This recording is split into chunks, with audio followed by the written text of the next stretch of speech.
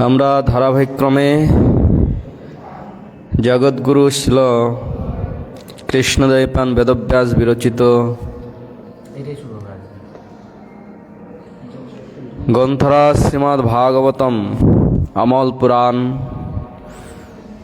শ্রবণ করছি। শ্রীমদ্ ভাগবতম অথো সপ্তম স্কন্দ প্রথম অধ্যায়। ইতিপূর্বে আমরা প্রথম, দ্বিতীয়, তৃতীয়, চতুর্থ, পঞ্চম, ষষ্ঠ এই পর্যন্ত শ্রবণ করেছি। ষষ্ঠের পরে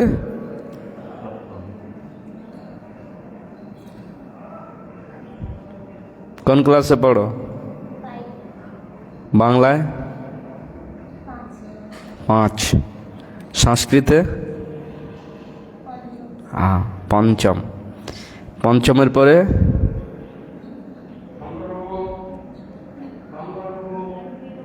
ষষ্ঠ, ষষ্ঠের পরে কষ্ট, তাই না? কষ্টের পরে আরাম। প্রথম, দ্বিতীয়, তৃতীয়, চতুর্থ, পঞ্চম, ষষ্ঠ, সপ্তম, অষ্টম, নবম, দশম, একাদশ, দ্বাদশ, ত্রয়োদশ, চতুর্দশ, পঞ্চদশ, ষোড়শ, সপ্তদশ, অষ্টাদশ, ঊনবিংশ, বিংশ, একবিংশ, দ্বাবিংশ। হ্যাঁ না, এগুলো গোনা জানো? হ্যাঁ, এগুলো জানবে কেন? 1, 2, 3, 4, 5, 6, 7, 8, 10, 9, 10, ফ্যান যেগুলো উচ্চারণ করলেই শরীর খারাপ হবে, আর এইগুলো উচ্চারণ করলে শরীর ভালো হবে। প্রথম, দ্বিতীয়, তৃতীয়।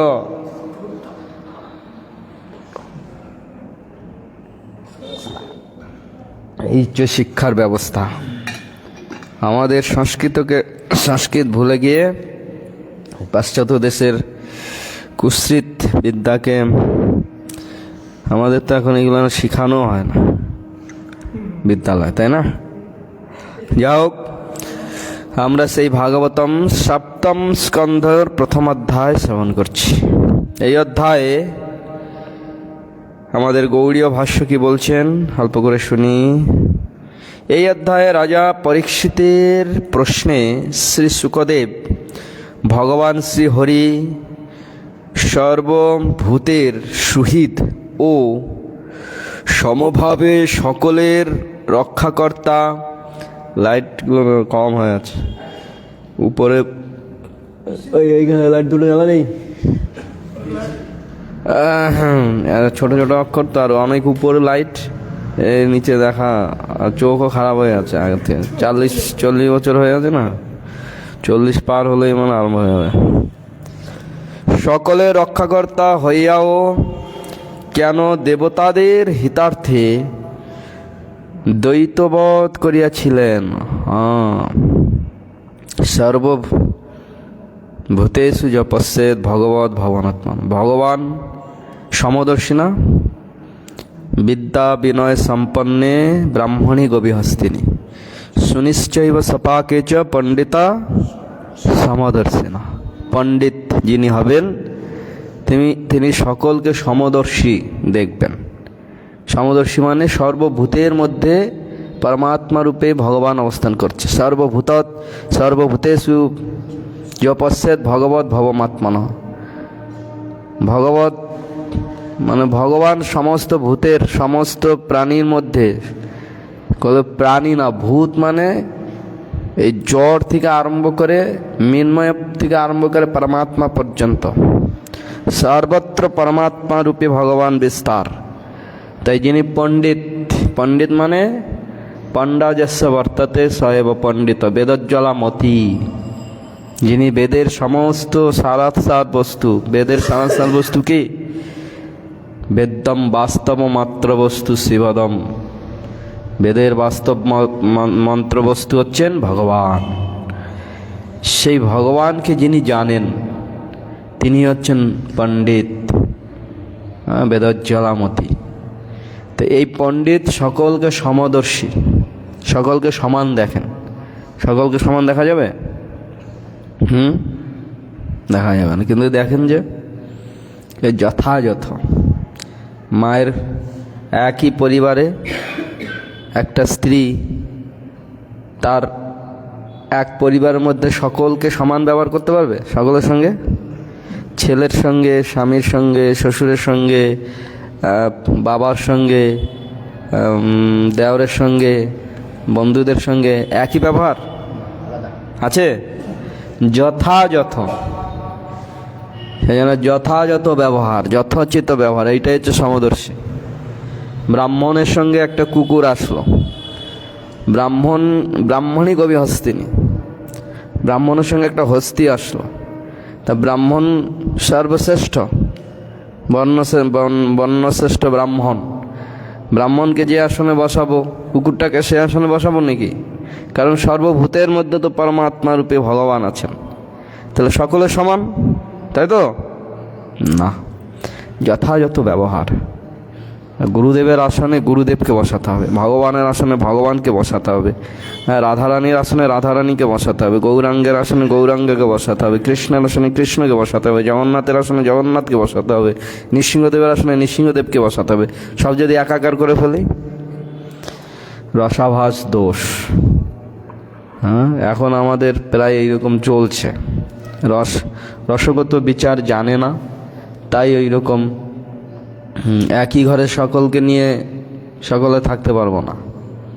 যদি একটা স্বাভাবিক পরিবারের মধ্যে এত আমাদের সামাজিক প্রণালীর যে ভেদ তারতম্য, যথাযথ ব্যবহার যেখানে আছে, আর ভগবান যেখানে শান্তরস, দাস্যরস, সাক্ষ্যরস, বাৎসল্যরস, মধুর রস, সব রস একাকার হয়ে যাবে? হ্যাঁ, হবে না। কিন্তু সমস্ত রসের উৎস একজন, কে? শ্রীমতী রাধারানী। রাধারানীর মধ্যে সমস্ত রস পূর্ণরূপে সমাহিত। কি করে মন্দির বন্ধ করে? চাদর, এখন আর চাদর পাওয়াতে হবে না, ঠান্ডা প্রায় কমে আছে, চাদর গায়ে দিলে গরম, রাত্রেবেলা একটু ঠান্ডা পড়ে, আবার হালকা চাদর পরানো, হালকা। বলছে এইরকম রসাভাস দোষ, রসগত বিচার যদি না জানা থাকে তাদের ওই রকম। তাই এইখানে প্রশ্ন হচ্ছে, ভগবানের পুত্র সন্তান, আমরা সকলে পরম পিতার সন্তান, তাই তো? ভগবানের সন্তান তো, হ্যাঁ। তমেব মাতা চ পিতা তমেব, তমেব বন্ধুশ্চ সখা তমেব, জানো এই মন্ত্র? হ্যাঁ, শেখো না? এইখানে আসলে কিছু শিখতে হবে। হ্যাঁ, মন্দিরে যাই, মঠে যাই, কিছু জানো? এই কি শোনো, ডেলি যাও, জিজ্ঞেস করলে হ্যাঁ কিছু জানি, এই কী বলে পাকার পাকার, আমরা তো শুনে চলে আসি। এবং কিছু কিছু জানতে হবে, গীতা পড়তে হবে। আমাদের গুরু মহারাজ এখন অনলাইনে 50-60 জনকে গীতা অন্যান্য ভাগবত অন্যান্য শ্লোক সব মুখস্থ করাচ্ছে। তমেব মাতা চ পিতা তমেব, হে প্রভু তুমি মাতা, তুমি পিতা, তুমি বন্ধু, তুমি সখা, তুমি বিদ্যা, তুমি সর্বস্ব। ভগবান আমাদের পিতা, পরম পিতা। তা বাবা মা যদি কিছু বাজার থেকে ভালো মন্দ নিয়ে আসে, এনে ছোট মেয়েটাকে একটু কম দেবে, বড় মেয়েটাকে একটু বেশি দেবে, তারপরে যাকে একটু ভালোবাসে, ছেলে মেয়েদের মধ্যে বাবা মার ভালোবাসার এরকম তারতম্য আছে না? আছে, আছে। যদি থাকে জানতে হবে সে বাবা মা নয়, পিতামাতা নয়, সে সমস্ত সন্তানকেই সমপরিমাণে ভালোবাসে। কেউ প্রতি তার মায়ের বাবার ভালোবাসা কম বেশি হয় না। এইটা এই জগতের ভালো নিঃস্বার্থপর ভালোবাসা একমাত্র পতিব্রতা নারীর, স্বামীর প্রতি পতিব্রতা নারী, আর মায়ের আর পিতার, এই তিনজনেরই নিঃস্বার্থপর ভালোবাসা আছে, তথাপিও নিহিত স্বার্থ আছে, স্বার্থ আছে। কিন্তু পতিব্রতা নারীর কোনো স্বার্থ থাকে না। মা বাবার স্বার্থ থাকে, নিহিত স্বার্থ আছে, একটু অন্বেষণ করলে পাওয়া যাবে। একটা সর্বোপরি এই জগতে আমরা কাকে বেশি ভালোবাসি, এই জগতের কথা বলছি, ভগবানকে বাদ দিয়ে কাকে বেশি ভালোবাসি, কে কাকে বেশি ভালোবাসি? মাকে। আর প্রভু কাকে বেশি ভালোবাসি? আপনি কাকে ভালোবাসেন বেশি বলুন, ভগবানকে ছাড়া, ভগবানের প্রসঙ্গকে বাদ দিয়ে এই জগতের কাকে বেশি ভালোবাসেন?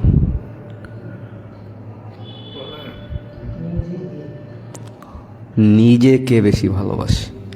আমি আমাকে যত ভালোবাসি অন্য কেউকে ভালোবাসি না। শরীর খারাপ হোক, যত আপনজন আসুক, কিচ্ছু ভালো লাগে না। কেন? আমি ভালো নাই, দূর সর, ভালো নাই, শরীর ভালো না, উফ। শরীর যখন, শরীরটাকে, আমাকে ভালোবাসি, এই শরীর দেহটাকে, দেহ সম্বন্ধীয় যত পর্যন্ত আছে, দেহ গেহ ভাব যত, দেহতে আত্মবুদ্ধি যত পর্যন্ত আছে, এই দেহটাকে খুব ভালোবাসি। দেহের জন্যই সব নিহিত স্বার্থ। ছেলে মেয়ের মুখে হাসিটা কিসের জন্য? ওরা হাসলে আমি খুশি হব, আমি আনন্দ হব। এত সকাল থেকে সন্ধ্যা পর্যন্ত এত সারা দিন এত পরিশ্রম কিসের জন্য? দুটো অর্থ উপার্জন করে আমার পরিবারকে সকলকে দিলে তারা খুশি হলে আমি খুশি হব, আমি খুশি হব। মানে নিহিত স্বার্থ ওইখানে। কিন্তু পতিব্রতা নারীর সে স্বার্থ থাকে না। সে নিজের স্বামীর জন্য, ঠিক ভগবানের সঙ্গে ওই সম্বন্ধটা যখন হয়ে যায় তখন কোনো স্বার্থ থাকে না। ভগবানের সুখের জন্যই সর্বস্ব। তার নিহিত এক বিন্দু নিহিত স্বার্থ থাকবে না। যদি থাকে তাহলে ভগবানকে ভালোবাসে না। কৃষ্ণ ইন্দ্রিয় প্রীতি বাঞ্ছার জন্যই তার সর্বস্ব। তো পতিব্রতা নারী ঠিক তার পতির সুখের জন্য সর্বস্ব উজাড় করে সব দিয়ে দেয়। ওই পতি তখন ভগবানের স্বরূপ হয়ে যায় তার কাছে। তাই একটা পতিব্রতা নারী চাইলে এরকম ব্রহ্মাণ্ড অনেক করে দিতে পারে, উলট পালট করে দিতে পারে। কারণ ওই পতি তখন ভগবানের স্থান গ্রহণ করে নেয়। কারণ পতিব্রতা নারীর ওই নিষ্ঠার কাছে না, শঙ্খচূড়কে বধ করতে পেরেছিলেন ভগবান? পেরেছিলেন? কেন? তুলসী দেবী সতী ছিলেন। যখনই তুলসী দেবীর সতীত্ব হারালো, কখন হারালো জানেন? বলুন তো, জানেন? ওর জন্য যারা পতিব্রতা নারী পা ছুঁয়ে কেউ প্রণাম করতে নাই, পুরুষ, অন্য পুরুষদের। সতী তুলসী দেবী যখন শঙ্খচূড় বেশ ধারণ করে কে আসলেন? গোবিন্দ, সাক্ষাৎ ভগবান। তা তুলসী দেবী ওই মানে নিজের পতি মনে করে ভগবানের পা ছুঁয়েছিল। বলছে ওই যে পা ছুঁয়েছে, ভগবানের পা ছুঁয়েছে, তাতেও পতি তার সতীত্ব নষ্ট হয়ে গেছে, তারপরে গিয়ে বধ করতে পেরেছে, নতুবা নয়। সেজন্য পতিব্রতা নারী যারা হবে তারা ভগবানকেও দূর থেকে প্রণাম করতে হবে। ভগবানের মন্দিরে তো প্রবেশ নাই তো মায়েদের, তথাপিও এইরকম। সেজন্য পা ছবে না, পা ছবে না কেন বলে? এই দূর থেকে প্রণাম করো। গৌড়ীয় বৈষ্ণবগণ কেন বলে? এর জন্যই বলে। বোঝা গেল? গুরু বৈষ্ণবদের চরণধূলি দূর থেকে নিতে হবে, চলে যাবে তারপরে নিতে হবে। বুঝতে পারবেন না তারা, চরণ ধুলা নেব আমি, চরণ স্পর্শ করতে নাই। এর জন্য এত কিছু বলেছেন। যা হোক, বলছে সেই পিতামাতার, ভগবান সকলের সন্তান, ভগবানের পিতা সন্তান সকলে। তাহলে এইখানে বলছেন যে শ্রীহরি সর্বভূতের সুহিত ও সমভাবে সকলের রক্ষাকর্তা হইয়াও কেন দেবতাদের হিতার্থে দ্বৈতবধ করিয়াছিলেন? কে জিজ্ঞাসা করছে? বোঝা গেল? এবার এতটুকু কথা বলতে গিয়ে এত কথা বললাম। গুরুদেব শুকদেব গোস্বামীর কাছে পরীক্ষিত মহারাজ এই প্রশ্ন করলেন। তাহার মীমাংসা করিয়াছেন, ইহাতে অজ্ঞলোকেরা শ্রী ভগবানের এইরূপ দৈত্য বধাদি কার্যে যে পক্ষপাতিত্ব দোষ আরোপ করে তাহা অপনোদিত হইয়াছে। এই ভগবানের উপরে এই পক্ষপাতিত্ব, তোমার সকলে সন্তান। একটা গল্প বলি, আখ্যায়িকা, শানিমা বলবো? বা একদিন দেবর্ষি নারদ এসে ভগবানকে এই পক্ষপাতিত্বর কথা বললেন। প্রভু, আপনার তো সকলেই সন্তান। হ্যাঁ, অসুররা আসুরিক প্রবৃত্তি নিয়ে জন্ম হয়েছে, তারা ওই রকম ভোগের জন্য ছুটে বেড়ায়, তারা ভোগ করবে। দেবতারা সুর, তারা ভগবানের আরাধনা করবে। তাতে আপনি দেবতাদের রক্ষা করবেন, তাদের সব কিছু দেবেন, অমৃত খাওয়ালেন, আর অসুরদের প্রতি এইরকম ব্যবহার কেন করেন? বলছে, দেখো, ওই অসুর প্রবৃত্তিটা আমি ওদের দেয়নি, আর এই দেবতাদেরও দেব প্রবৃত্তি আমি দেয়নি। নিজ নিজ কর্ম অনুসারে তারা এইসব ফল পেয়েছে। হ্যাঁ, এইগুলো স্বতন্ত্রতা, আমি যেরকম স্বতন্ত্র স্বরাট, আমি ও জীবকে ওইরকম কিছু, আমার অংশোদ্ভূত আত্মা তো, পরমাত্মার অংশ আত্মা, তাই আমিও কিছু স্বতন্ত্র স্বরাট তাদের মধ্যেও আছে। আর সেইটা উপযোগ করে যে যেরকম কর্ম করে তার ফলস্বরূপ তার প্রবৃত্তি, তার চিত্ত বৃত্তি সব এইরকমই হয়। তো আমি কি করব বলো? কারণ না, এটা আপনার বিচারটা আমার কীরকম লাগছে, সন্দেহভাজন। ঠিক আছে, তোমার যখন সন্দেহ হচ্ছে, তাহলে তুমি একটা কাজ করো। এই নাও, তুমি যখন ওদেরও অমৃত খাওয়াতে চাইছো, আর অসুরদেরও অমৃত খাওয়াতে চাইছো, আর দেবতাদেরও অমৃত খাওয়াতে চাইছো, সবাইকে সমান বোধ করছো, তাহলে তোমাকে আমি একটা অমৃত ভাণ্ড, দুটো অমৃত ভাণ্ড দিচ্ছি। প্রথমে গিয়ে অসুরদের খাওয়াবে, তারপরে দেবতাদের খাওয়াবে। কিন্তু একটা শর্ত আছে। কি শর্ত? এই হাতে বড় বড় এরকম হাতা বেঁধে দেবে। হাতা বেঁধে দিয়ে সেই হাতা দিয়ে উঠিয়ে ওই অমৃত খেলে কাজে দেবে। এইবার এত বড় একটা হাতা যদি এরকম হাতে বেঁধে দেয়, এটা উঠিয়ে হাতে মুখে দিতে পারবে? পারবে?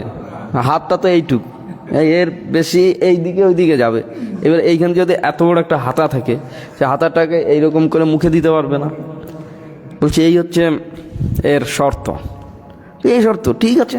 দেবর্ষি নারদ বগল বাজা, তুমি বিনা বাদন করতে করতে পৌঁছে গেলে নারায়ণ নারায়ণ করতে করতে, এই শোনো শোনো অসুরগণ, আমি তোমাদের পক্ষ হয়ে ভগবানের কাছে এরকম বলেছি, আর ভগবান তোমাদের সন্তুষ্ট করেন, তোমাদের ভগবানের সন্তান তোমরা, তাই তোমাদের জন্য ভগবান এই অমৃত পাঠিয়েছে। এই অমৃত পান করলে তোমরাও দেবতাদের মতন অমর হয়ে যাবে। আরে সর্বনাশ, ভগবান অমৃত পাঠিয়েছে। হ্যাঁ, কিন্তু শর্ত আছে। কি শর্ত? হাতে এই লম্বা লম্বা সে হাতাগুলো দেখছে বাঁধতে হবে, বেঁধে ওই হাতা দিয়ে উঠিয়ে খেতে হবে।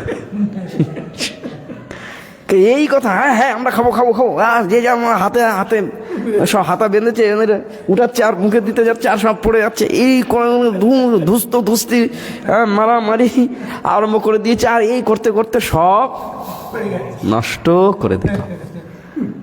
দেবর্ষি নারদ মাথায় হাত দিয়ে বলছে, দেখো দেখো, এত কষ্ট করে তোমাদের জন্য এই অমৃত আনলাম, আর তোমরা এই করলে? ছি ছি ছি ছি ছি, একটু আস্বাদন করতে পারলে না? তারপরে ঠিক আছে, দেবতাদের কাছে যাই, দেবতাদের ভাগটা দিয়ে আসি।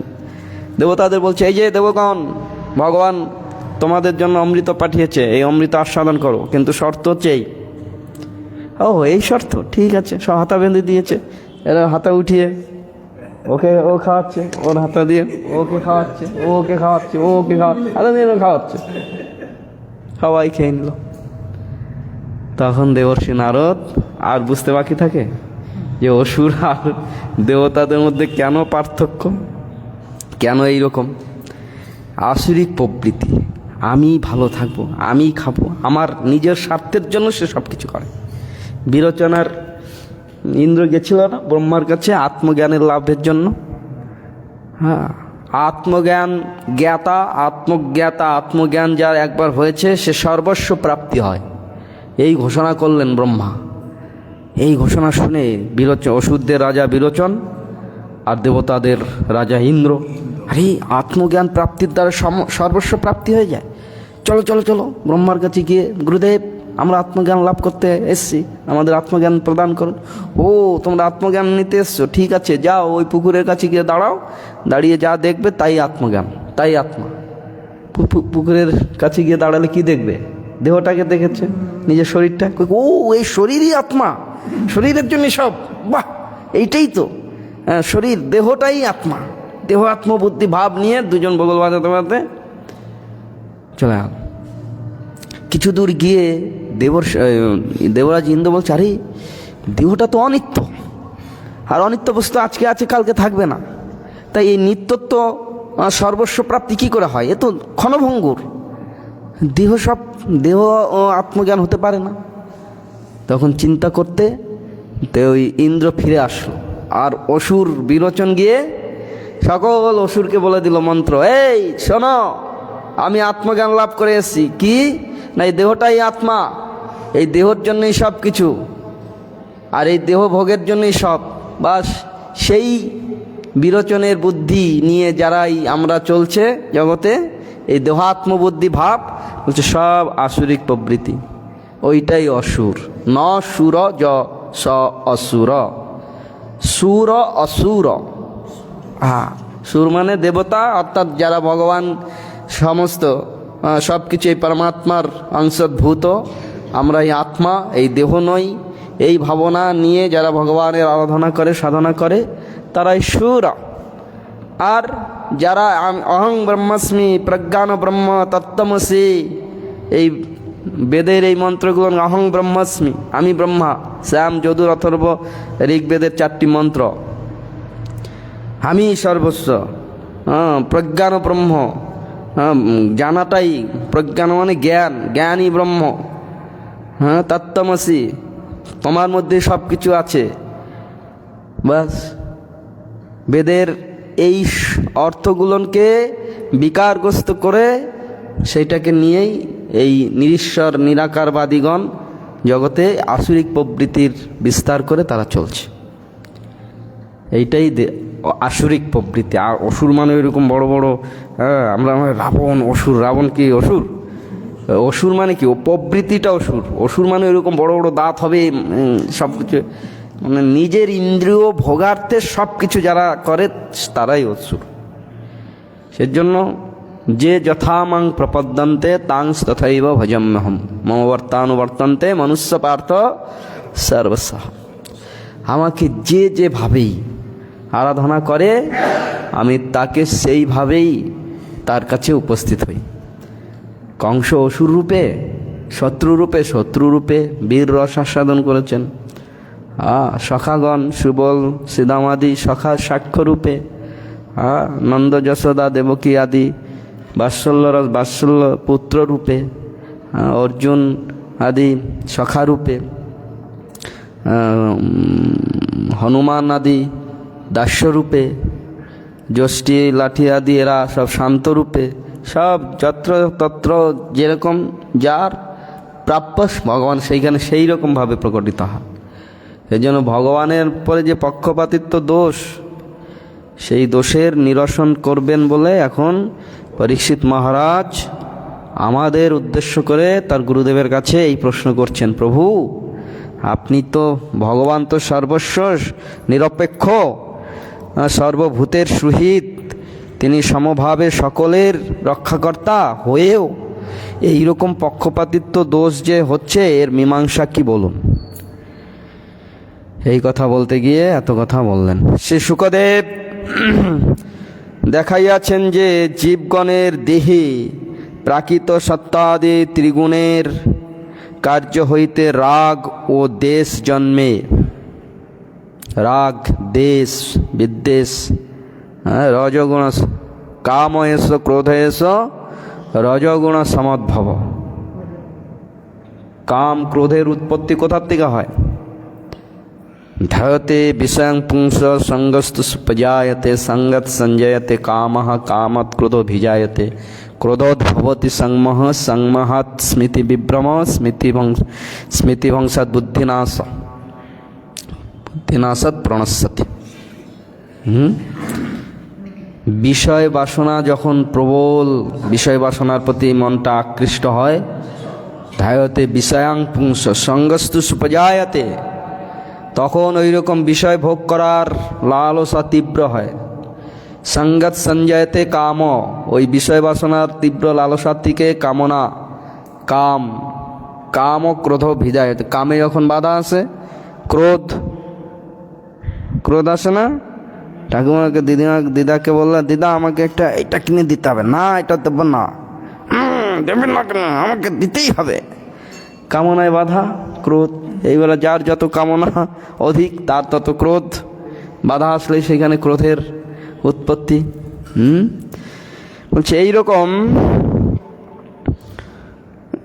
যারা ভগবানের আরাধনা করে না তাদের মধ্যে এইরকম রাজসিক তামসিক গুণের দ্বারায় পরিচালিত হয়ে সত্তাদি ত্রিগুণের কার্য হইতে রাগ ও দেশ জন্ম হয়। শ্রী ভগবানের কাহারও প্রতি রাগ দেশ নাই। ভগবান কেউর উপরে রাগ করেও না, আর কেউর উপরে ভগবান দেশও করেন না। সকলকে ভগবান সমান রূপেই দেখেন, কিন্তু আমরা কিভাবে দেখি সেই রূপেই আমরা ভগবানের কাছে, ভগবানকে আমরা সেই রূপে দেখি। আমি হলুদ চশমা পরে কালো নীল লাল দেখব? আমার তো চশমা পরা হলুদ, তাই ভগবানকে হলুদ দেখছি। কালো চশমা পরলে কালো দেখব। ভগবানের জায়গায় আছে। সূর্যর রশ্মিটা ওই রকম সুবর্ণ বর্ণ। এখন যদি কেউ কালো চশমা পরে তো এই সুবর্ণ বর্ণ দেখবে না। তাই ভগবানের জায়গায় আছে। ভগবান সম পরিমাণেই করুণাবাড়ি বর্ষণ করেন, কিন্তু পাত্র যদি ছিদ্র হয়, পাত্র যদি ভুট করে রাখি, তাহলে করুণাটা প্রাপ্তি হবে? সেই জন্য করুণা প্রাপ্তি হতে হলে এইরকম তার চরণে সমর্পণ হতে হবে, সে প্রাপ্তি হবে। সকলকে মহাপ্রভু ওই রকম প্রেম রস প্রদান করছেন, কিন্তু সকলে গ্রহণ করতে পারছেন না। তো পারবে কি করে? পাত্র তো তৈরি হয়নি। একই শিবার সঙ্গিনায় একইভাবে সকলকে প্রেম দান করেছেন। অনেকে বঞ্চিত হয়ে আছে, তারা প্রবেশও করতে পারে না মহাপ্রভুর প্রেম আস্বাদন করার জন্য। কেন পারে না? এই কারণেই সমস্তই শত রজগুণের দ্বারা যারা পরিচালিত, তাদের ওই রকম রাগ দেশ নিয়ে তারা থাকে। কালও তাহাকে বশীভূত করিতে পারে না। কেন? যে কালের অধিপতি হচ্ছেন ভগবান, মহাকাল। ভগবানের 3 গুণ অবতার, ত্রিগুণ অবতার কে? 3 জন গুণ অবতার আছেন, জানো?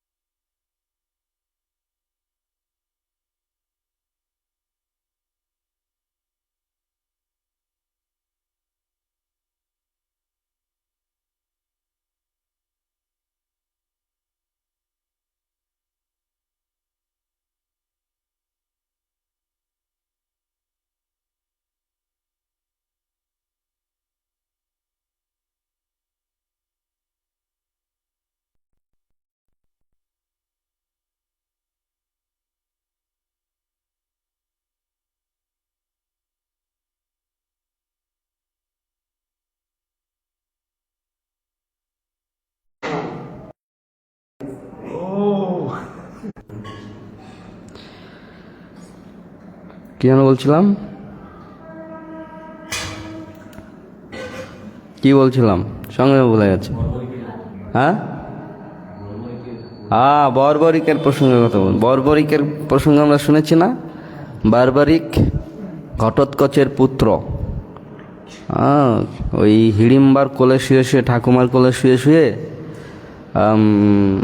ভগবানের গুণলীলা কথা শুনত।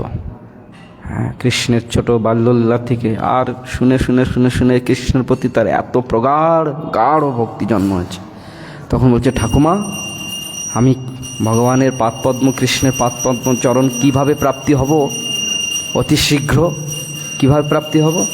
কিভাবে প্রাপ্তি হবে? প্রাপ্তি হতে হলে ভগবানের আরাধনা করতে হবে, পূজা করতে হবে, ধ্যান করতে হবে, তপস্যা করতে হবে। দীর্ঘ সময় ভগবানের তপস্যা করলে ভগবত প্রাপ্তি। তুমি একটা এমন কিছু সহজ এবং অতি শীঘ্র যাতে আমি ভগবানকে প্রাপ্তি হতে পারি সেই উপায় বলো, অতি শীঘ্র। তো অতি শীঘ্র প্রাপ্তি হতে হলে ভগবান হাতে মৃত্যুবরণ করতে হবে। ভগবান হাতে যদি মরো, সঙ্গে সঙ্গে ভগবানের পাদপদ্ম প্রাপ্তি হয়ে যাবে। এই কথা, ঠিক আছে, আমি এখনই যাচ্ছি মরতে, ভগবানের সঙ্গে ভগবান হাতে মরতে যাব। আরে ভগবান কি ওইরকম কেউকে অকারণে আর দুর্বলদের মারেন নাকি? কাদের মারেন? যারা চরম শত্রু, যারা ধর্মবিরোধী, যারা এইরকম ধর্মের হানি ঘটায়, তাদের ভগবান বধ করে। তাহলে আমাকে কি করতে হবে? তোমাকে কি করতে হবে? ভগবানের শত্রু হতে হবে। ভগবানের শত্রু হতে হবে? হ্যাঁ, ভগবানের শত্রু হতে হলো ভগবানের মতন সামর্থ্যবান যদি না হও, তাও ভগবান তোমাকে মারবে না। ভগবানের মতন যদি শক্তি তোমার হয়, তবে তুমি ভগবানের শত্রুর সখা, মানে কি সমকক্ষ যোগ্য। আমার সঙ্গে সখা মানে আমার সঙ্গে সমকক্ষ আছে, সমভাব, তবে সখা হওয়ার যোগ্য। তা শত্রু হওয়ার যোগ্যতা ওই রকম। ওই আমাদের কি জানো, বরাহ নন্দন ভগবান বরাহদেব ওই হিরণ্যক্ষকে মেরেছিল না? হ্যাঁ, নৃসিংহদেব হিরণ্যকশিপুকে মেরেছিল না? ওই সেই বিড়ালগুলো যেরকম ওই ছোট্ট ইঁদুরগুলোকে নিয়ে খেলা করে না, হাত দিয়ে। তো ভগবান ওই নৃসিংহদেব হিরণ্যকশিপুকে এরকম একটা থাবা মারছে, কোথায় চলে যাচ্ছে। আর ওই বরাহদেব ওইরকম হিরণ্যকশিপুকে ওইরকম একটা থাপ্পড়ে, মানে যিনি সমস্ত শক্তির উৎস ভগবান, তার এক বিন্দু এই জগৎ ছিটিয়ে দিয়েছে, সেই শক্তিতে আমরা শক্তিমান জাহির করি। আর তাদের সঙ্গে ভগবানের তুলনা হয়? তা বলছি, কৃষ্ণের সঙ্গে শত্রুতা করতে হলে কৃষ্ণের মতন শক্তিশালী হতে হবে। ওই কৃষ্ণের মতন শক্তিশালী হতে হলে কী করতে হবে? বলছি, কৃষ্ণর মতন শক্তিশালী হতে হলে কৃষ্ণর যে শক্তি, বৈষ্ণবী শক্তি, সেই বৈষ্ণবী শক্তি তোমাকে প্রাপ্তি হতে হবে। বৈষ্ণবী শক্তি প্রাপ্তি হতে হলে কী করতে হবে? তখন তোমার তপস্যা করতে হবে। বাস, আরম্ভ করে দেবো বৈষ্ণব শক্তি প্রাপ্তি হওয়ার জন্য তপস্যা, ঘোর তপস্যা করলেন, করে ভগবানের বৈষ্ণবী শক্তি প্রাপ্তি হয়ে গেলেন। হয়ে বাস চললেন। মহাভারত যুদ্ধ আরম্ভ হবে, 4 দিন বাকি আছে। সমস্ত টেন্ট বাঁধছে, সব জোগাড় যন্ত্র সব চলছে। এইবার কৌরবদের পক্ষ হয়ে যুদ্ধ করার জন্য চলছেন। এই কথা দেবর্ষি নারদ জানতে পেরে এসে শিবিরে খবর দিল যে এইরকম বর্বরিক বৈষ্ণব শক্তিতে শক্তিমান হয়ে কৌরবদের পক্ষ হয়ে যুদ্ধ করতে আসছে। কি ভগবান শুনে তো পুরা ওই এমন তার সাহস, সঙ্গে সঙ্গে ব্রাহ্মণ বেশ ধারণ করে বর্বরিকের সামনে এসে উপস্থিত। এই বর্বরিক, তুমি কোথায় যাচ্ছ? কে আপনি? আমার নাম জানলেন কি করে? আমি সব জানি, আমি পাণ্ডবদের পুরোহিত। তুমি কোথায় যাচ্ছ? বলছে, আমি কৌরবদের পক্ষ হয়ে পাণ্ডবদের বিরুদ্ধে যুদ্ধ করতে যাচ্ছি। আরে তোমার এত বড় দুঃসাহস! তুমি জানো কৌরবরা অধর্মী, বিধর্মী, তারা ধর্মের বিরুদ্ধে দাঁড়িয়েছে, পাণ্ডবরা ধর্মপক্ষ নিয়ে যুদ্ধ করছে। তুমি একজন যোদ্ধা হয়ে কি করে অধর্মকে সহায়তা করবে? যাও, ফিরে যাও। কে আপনি? কে আপনি বলার কে? আমি বলছি তো, আমি পাণ্ডবদের পুরোহিত। আর তোমার এমন কি শক্তি আছে তুমি পাণ্ডবদের বিরুদ্ধে যুদ্ধ করবে? আর তুমি ধর্মর পক্ষ হয়ে যুদ্ধ না করে অধর্মের পক্ষ হয়ে যুদ্ধ করবে? বলছে ধর্মপক্ষ অধর্মপক্ষ কি সেটা আমার জানা আছে। যারা নির্বল, যাদের কোনো বল নাই, একজন বীর, সেই নির্বলদের সপক্ষ হয়ে যুদ্ধ করা, এটা ধর্ম বলছে। তা কৌরবরা হচ্ছে নির্বল, তাদের পক্ষ হয়ে আমি যুদ্ধ করব। এইটা আমার বীরত্ব, মানে যোদ্ধার, একজন যোদ্ধার এইটাই ধর্ম। কি কৌরবরা নির্বল? আরে কৌরবদের 11 অক্ষয়িনী সেনা আছে, তাদের পক্ষ হয়ে ভীষ্মদেব, দ্রোণাচার্য, কৃপাচার্য, কর্ণ আদি মহারথীগণ। ভীষ্মদেব যদি দাঁড়িয়ে যায়, পৃথিবীর এমন কেউ নাই তাকে হারাতে পারে। তারা কৌরবদের পক্ষ হয়ে যুদ্ধ করছে। তারা সর্বোপরি 11 অক্ষয়িনী সেনা, আর এদের 7 অক্ষয়িনী সেনা। আর এদের পক্ষে কে আছে? যত অক্ষয়িনী সেনা হোক, যত ওই রকম ভীষ্মদেব হোক, ওই একজন তাদের পক্ষে আছে, সে হচ্ছে কৃষ্ণ। আর এই কৃষ্ণ যাদের পক্ষে আছে, এই অনন্ত ব্রহ্মাণ্ডের যত যোদ্ধা এক পক্ষে থাকলেও তার সঙ্গে বলবান হতে পারবে না। কি এই কথা বলছে? তখন বলছে আচ্ছা তুমি তাহলে কৃষ্ণ পক্ষ, যে পক্ষে আছে তারা বলবান যদি হয়, তাহলে তোমার কি এমন বল আছে তুমি তাদের বিপক্ষে যুদ্ধ করতে আসছো? দেখি তোমার বল প্রদর্শন করো তো। ও আমার বল দেখতে চাও? ঠিক আছে, চলো কি কি বল দেখতে চাও? ওই যে বৃক্ষ দেখছো, অস্বস্ত বৃক্ষ, ওই অস্বস্ত বৃক্ষের সমস্ত পত্রকে একটা বানে ছেদ করে দেখাও তো দেখি কেমন তোমার বল, তবে না তুমি সমযোগ্য হবে যুদ্ধ করতে আসবে। ঠিক আছে, আমি একটা বানের দ্বারা সমস্ত পত্রগুলোকে ছেদন করব। এই কথা বলে এখন কৃষ্ণ কি করলো? কৃষ্ণ রক্ষতীন জগৎত্রিগুরু, কৃষ্ণ যাকে রক্ষা করে তাকে কেউ মারতে পারেন। কৃষ্ণ যদি রক্ষা করে, মারিবারে না রে। বাস কৃষ্ণ কি করলেন? একটা পাতা নিজের হাতে মুঠো করে ধরেছে, আর একটা পা দিয়ে চেপে ধরেছে। কৃষ্ণ রক্ষা করতে, ভগবান রক্ষা করছি, আমি তো রক্ষা করছি, এটা তো আর মারতে পারবে না, কারণ পাণ্ডবদের আমিই তো রক্ষা করব, তাহলে পাণ্ডবদেরকে হত্যা করতে পারবে না। এই উদ্দেশ্য করে ভগবান পা দিয়ে চেপে রাখলেন। এই ওরা বর্বরিক তো বান চালালো। বান চালাতে সমস্ত বিশ্বের পাতাগুলো ছিদ্র হয়ে গেল, ভেদ হয়ে গেল। আর হাতের মুঠা খুলে দেখে সেই পাতাটাও ভেদ, পায়ের নিচের পাতাটাও ভেদ হয়ে গেছে। এই সর্বনাশ! কারণ কৃষ্ণেরই তো শক্তি, বৈষ্ণবী শক্তি। আর কৃষ্ণের শক্তির কাছে কোনো আর অন্য কোনো কিছু বাধা আছে? তখন তো ভগবান ক্রোধিত হলেন, হয়ে ওই রকম শঙ্খচক্র গদা পদ্ম বেশ ধারণ করে, ওরে ধর্মপক্ষে আমি আছি, আর ধর্মের জয়ী হবে, তোমার কোনো প্রকারে জয়ী হবে না, এই বলে সুদর্শন ছেড়ে দিল, বর্বরীকের গলাটা কেটে দিল। ওই অবস্থাতে বর্বরিক ভগবানকে দর্শন করে এখানে করজোড়ে প্রণাম করছে। হে প্রভু, আমি জানতাম তুমি কে, ব্রাহ্মণ বেশ ধারণ করে আমার পরীক্ষা নিচ্ছ, আর এর জন্যই আমি এসেছি যে তোমার হাতে যেন আমার মৃত্যু হয়, যাতে আমি তোমার পাদ পদ্ম প্রাপ্তি হব। বর্বরিকের ভক্তি দেখে ভগবান বলছে তুমি বর চাও, তোমার প্রতি আমি সন্তুষ্ট, এই বর দেন আমি আপনার দ্বারাই এই রচিত এই মহাবিশ্বযুদ্ধ যেন সম্পূর্ণ দেখতে পাই। যতদিন যুদ্ধ চলবে আমার যেন মৃত্যু না হয়। আমার মাথাটাকে নিয়ে ওই একটা পাহাড়ে পর্বত ছিল, সেইখানে স্থাপন করে দিল। আর এই 18 দিন ধরে এই সমস্ত যুদ্ধ ওই বর্বরিকই দেখেছিলাম। শেষে গিয়ে অর্জুন, পঞ্চপাণ্ডব, ভগবান এদের নিয়ে ওই বর্বরিকের কাছে গেছিল। এদের ভিতরে একটু অহংকার ভাব এসেছিল, অর্জুন, ভীম, যে আমরা 5 ভাই এই যুদ্ধ জয় করেছি, আমাদের মতন যোদ্ধা কেউ আছে জগতে? বাপরে, নিজের মতো খুব অভিমান। তো সেই অভিমানকে চূর্ণ করার জন্য কাছে নিয়ে গেছে, নিয়ে বলছে দেখো এই তোমাদের পৌত্র বর্বরিক, এই বর্বরিক, নাতি, এর কাহিনীটা শোনালো। তারপরে বলছে এর কাছ থেকে শোনো এই যুদ্ধে কার প্রভাব সর্বশ্রেষ্ঠ ছিল, কৌতূহলবশত যুধিষ্ঠির মহারাজ জিজ্ঞাসা করলেন, হে বর্বরিক, তুমি বলো, তুমি তো সমস্ত যুদ্ধ দেখেছো, এই যুদ্ধে কার প্রভাব, কে এই যুদ্ধে সর্বোপরি প্রভাব বিস্তার করেছে আমাদের মধ্যে? কে এই যুদ্ধে? আমি একটাই জিনিস দেখেছি, একটাই, সে হচ্ছে সুদর্শন।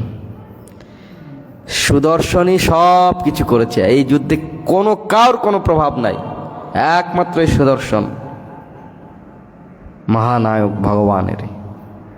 বা সকলের অভিমান চূর্ণ হলো। বলছে সেই ভগবানের ভক্তি প্রাপ্তি হতে হলে ওইরকম ভগবানের শত্রু হয়ে যাও, ভগবানকে নিন্দা করো, তাতেও ভগবান মুক্তি দিয়ে দেবে তোমাকে। শিশুপাল কত নিন্দা করেছিল না, ওরে গোয়ালা, ওরে মাখন চোর, ওরে গোপীদের বস্ত্র চুরি করে। হ্যাঁ হ্যাঁ হ্যাঁ, ওইখানে যাবো, যাওয়ার কথা বলছিলাম। আমাদের এই কি জানো, আমাদের এই ত্রিপুরার প্রভু বলছে ওইখানে যেতে, যা ওই ইসের থেকে আমি ওইখান থেকে যেতে হলে আবার প্যাকেজ বাড়াতে হবে। খাটুশ্যাম, ওইখানে খাটুশ্যাম খুব বড় মন্দির, বিশাল মন্দির আছে, আর খুব ওই ইসের মতন, অযোধ্যার মতন সব ব্যবস্থা, হরি সাধন প্রভু। হ্যাঁ, খাটুশ্যাম যাবে ওইখানে, সেই খাটুশ্যাম রূপে ভগবান পূজিত হচ্ছে ওই বর্বরিকের এখানে। যা হোক, সেই কি যেন কি বলছিলাম,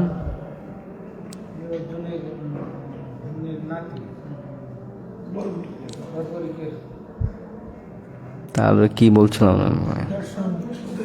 হ্যাঁ, সর্বস্ব সুদর্শনেরই প্রভাবে। তা এইরকম ভগবান বলছে, এই রূপে নিহিত দৈত্যগণেরও সদ্গতি। ভগবানকে যদি শত্রু রূপে, শিশুপালের কথা বলছিলাম, শিশুপাল ওই রকম ভগবানকে কত গালি দিয়েছিল না, ওই গালিটাও ভগবানের স্তুতি হয়ে আছে। হে গোয়ালা, হে মাখন চোর, ব্রজে প্রসিদ্ধম নবনীত চৌরম ব্রজাঙ্গনান চ দকুল চৌরম অনেক জন্মার্জিত পাপ চৌরম চৌরাগ্রগণ্য পুরুষং নমামি চৌরাষ্টকম। চোর চোর চোর, এই চোর, এই চোর চোর, এই চোর যদি বলি, কিরে চোর, ভাল লাগবে? তা চোরই বলছে, খালি চোর। ব্রজে প্রসিদ্ধম নবনীত চৌরম, ব্রজে প্রসিদ্ধ চোরের রাজা। হ্যাঁ, এখানে স্তুতি হয়ে যাচ্ছে। আর সেই কথা শিশুপাল বলছে, একটু বিদ্রুপভাবে বলছে।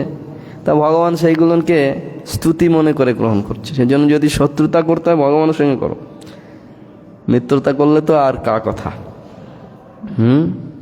বৈরী ভাব যদি থাকে, ভগবানকে বিদ্বেষ করো।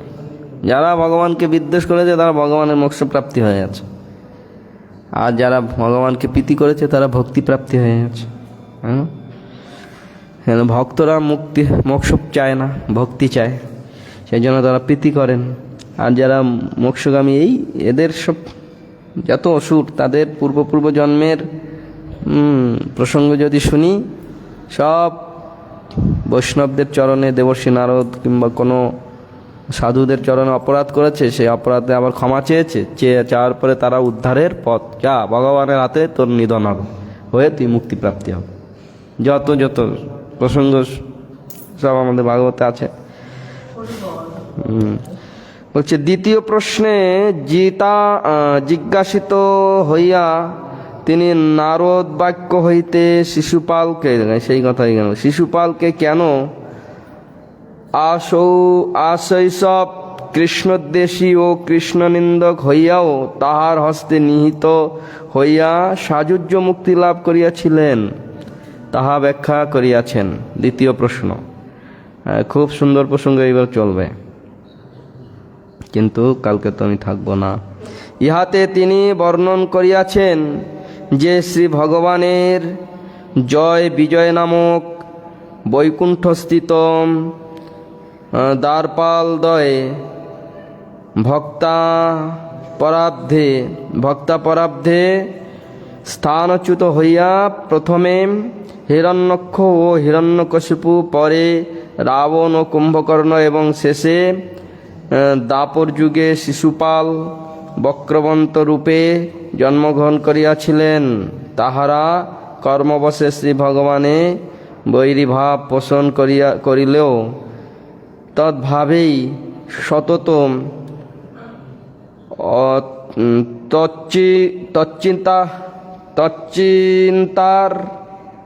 তচ্চিন্তারত থাকিয়া তাহার দ্বারাই নিহিত হইয়া শেষে সাযুজ্য মুক্তি লাভ করেন।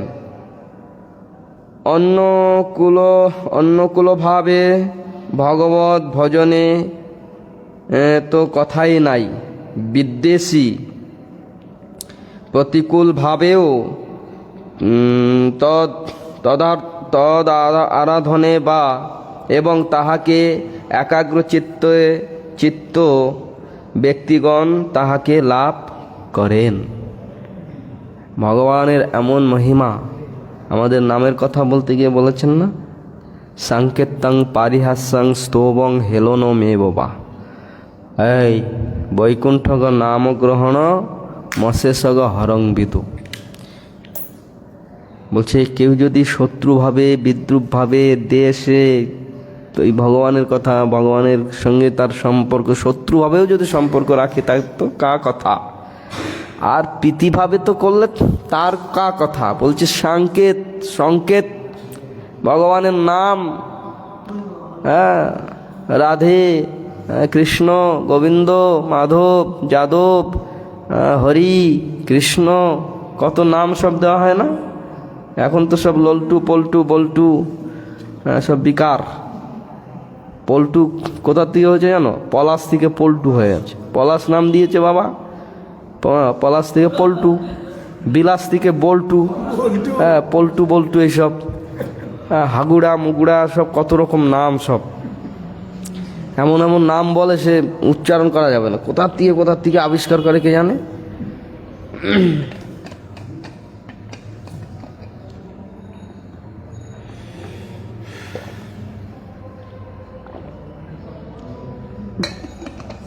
সেজন্য নাম যদি দিতে হয় ভাগবতের কাছ থেকে নাম নেবেন, কারণ ভাগবতের যেগুলো যত সব নাম সব ভগবানেরই নাম, ভগবানের নামগুলো নিয়েই সব দেওয়া আছে। সেজন্য এই নামটা দিল ছেলের কৃষ্ণ।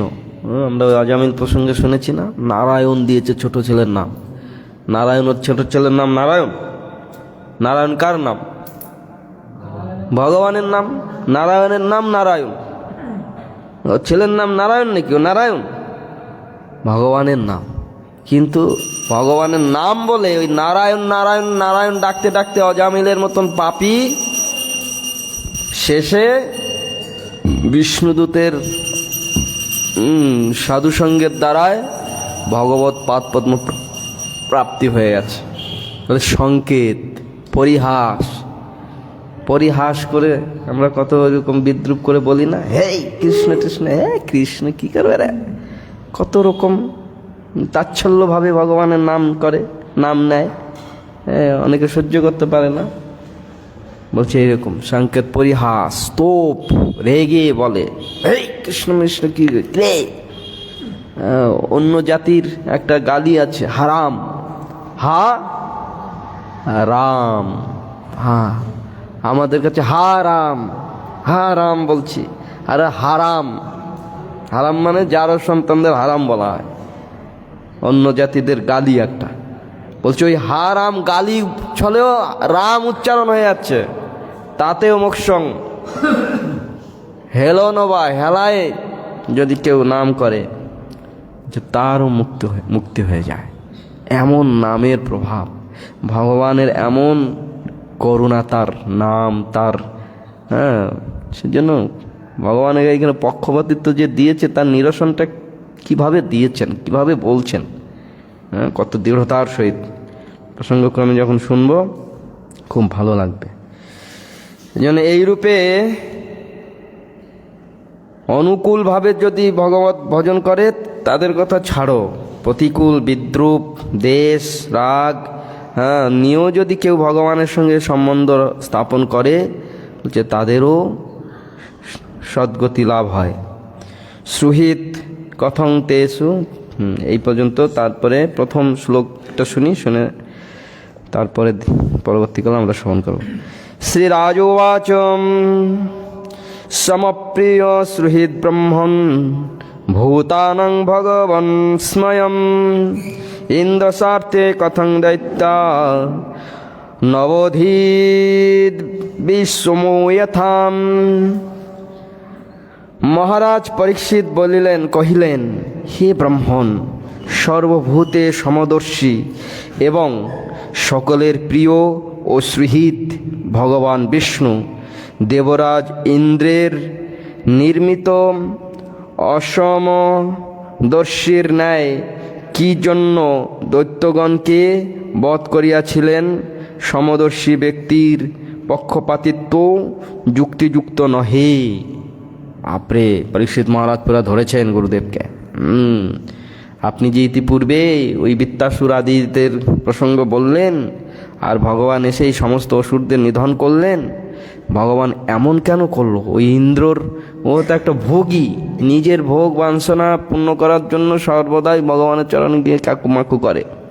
তার পক্ষপাতিত্ব হয়ে, তার পক্ষ হয়ে এই অসুরদের কেন? তারাও তো ওই রকম ভোগের জন্য লালায়িত হবে না কেন? কেন এইরকম পক্ষপাতিত্ব ভগবান করলেন, তার কথা আমরা পরবর্তীকালে আগামীকাল শ্রবণ করব। কৃষ্ণায় বাসুদেবায় হরে পরমাত্মনে প্রণতক্লেশনাশায় গোবিন্দায় নমঃ।